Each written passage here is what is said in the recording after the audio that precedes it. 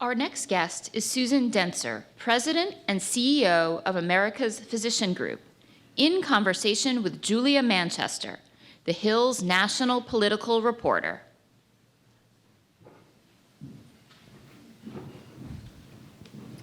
Thank you so much for coming out, everyone, and thank you so much for joining me, Susan. We really appreciate it. Thanks so much, Julia. Yeah, Delighted to be here. When we were back there, we were talking about, getting back to normal in person. It's great to see a big crowd here today. But, obviously the pandemic is not only impacting events like this and, social interaction, but also primary care. And I'm just curious from your perspective, how did the pandemic impact primary care, and where do we go from here? Well, thank you so much for the question, Julia. I think it'd probably be helpful if I do a quick little short elevator speech about APG. Mm-hmm. So we represent about 360 physician groups that are totally dedicated to value-based healthcare. Translation, they want to be held accountable for cost and quality of healthcare. You would think that would be common among the U.S. healthcare system, but as we know, it's not. It's become more common in recent years, but not as common and consistent as it should be. These range from very large groups. All the groups affiliated, for example, with the Kaiser Permanente health system are our members. We also have names One Medical, Oak Street. We have a number of very small independent practices, names you don't necessarily know, and large regional medical groups like Austin Regional Clinic.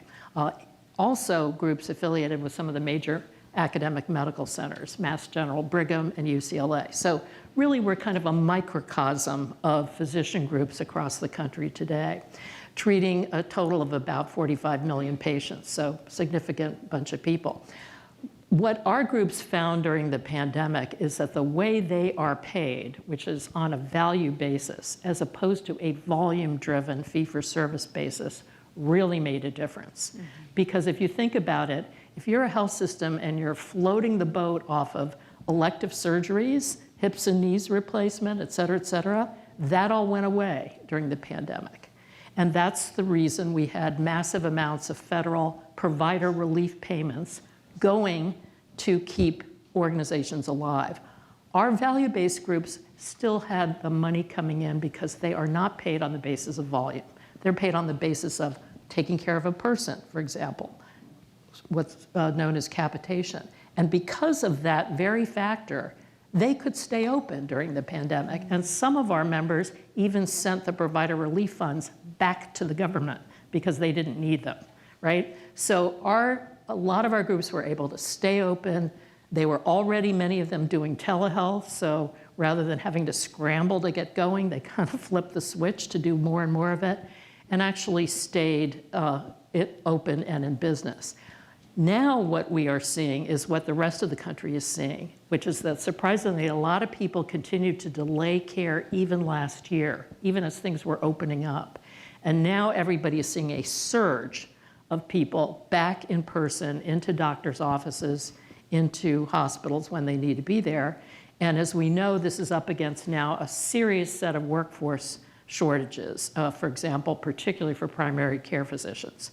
So we're struggling through that along with the rest of the country, but again, because we're paid on a value basis, essentially we've had several years to really continue to create the infrastructure to provide the best care. And apropos of what we just heard from the Secretary, we're able also, because we're in various alternative payment models, we're able to address people's health-related social needs, like food, like transportation, et cetera, all because we're playing in this value arena. Yeah, and going back to the healthcare worker shortage, that just naturally leads to burnout. And 3 years after 2020, I don't work in healthcare, but I can only imagine how healthcare workers, from doctors to nurses to other staffers, feel right now. So how can we provide that burnout and give healthcare workers the support they need, to essentially not quit?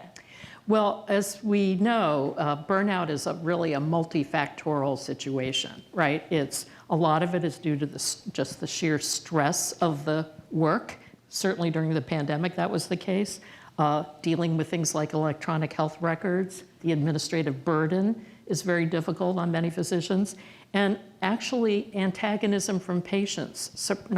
Maybe surprisingly to people, the degree of antagonism that many healthcare providers now feel from their patients, particularly during the pandemic, but even continuing, also causes a lot of stress. So there are lots of different things that need to be addressed. I think the best single description I've heard is from Christine Sinsky, some of you may know, who's the Vice President of Professional Satisfaction at the AMA, says a lot of this is about relationships. We really have to stop thinking about healthcare as being transactional and start thinking about it as being relationship driven. And we have to think about how we create better relationships between physicians and patients, even modeling physical spaces in a way that contributes to the best, most holistic kind of compassionate healthcare. So it's going to be a big slog to deal with these burnout issues.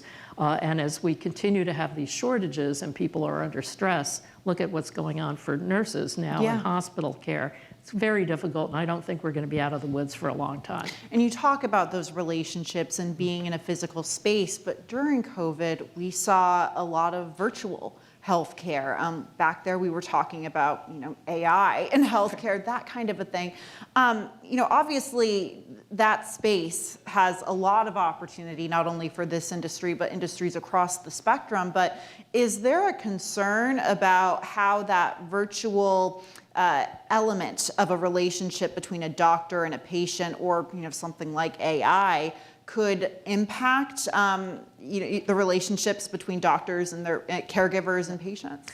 Well, to take the two things separately, telehealth, which is really just a tool. It's right. It's a different way of having a visit. And I don't know any clinician who thinks that telehealth is a complete substitute for in-person care. They just don't. Right? It's a good tool. It can be a good interim step. You want to screen a patient who thinks he or she might be ill. You want to get a sense of what's going on, make sure they're directed to the right place. That's a perfectly appropriate use of telehealth. As a complete substitute for most care, no. We're going to still need a fair amount of laying on of hands, right? When it's about information exchange, that can be done virtually if it's about really assessing what's going on. And also back to relationships, creating a bond of trust, right?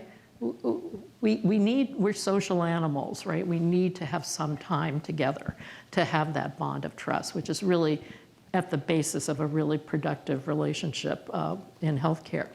AI, different story, right? And as we know, human beings make mistakes.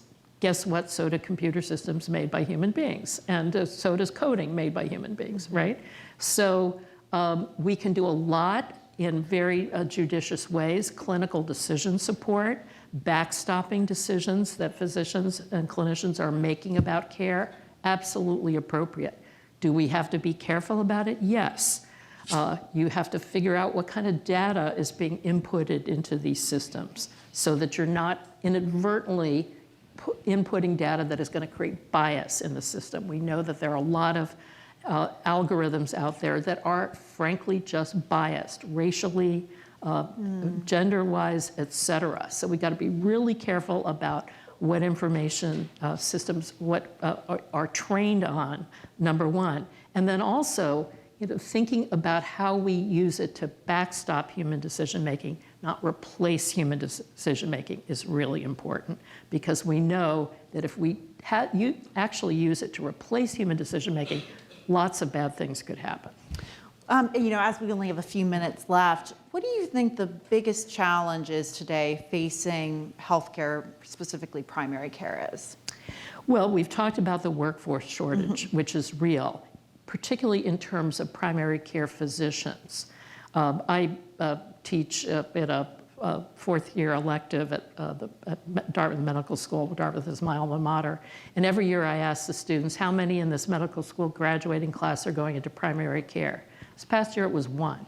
Wow. One person, right?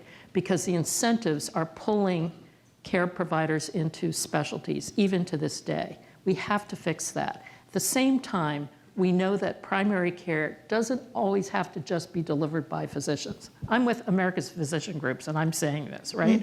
We know we can create teams of primary care professionals, nurse practitioners, registered nurses, MSW social workers, nutritionists, behavioral health experts. So we have to think about how we create effective functioning primary care teams and deliver so-called advanced primary care, which is really at the heart of value-based healthcare. I think we have a long way to go to continue to build these teams, but if we recognize that, we can get there. We're going to have to make the investments in the educational and other infrastructure to get there, but we could get the job done. It's a multi-step process for sure. Susan Dentzer, thank you so much Thanks for so much, joining Julia. me today. Great to be with you. Thanks, Ellen.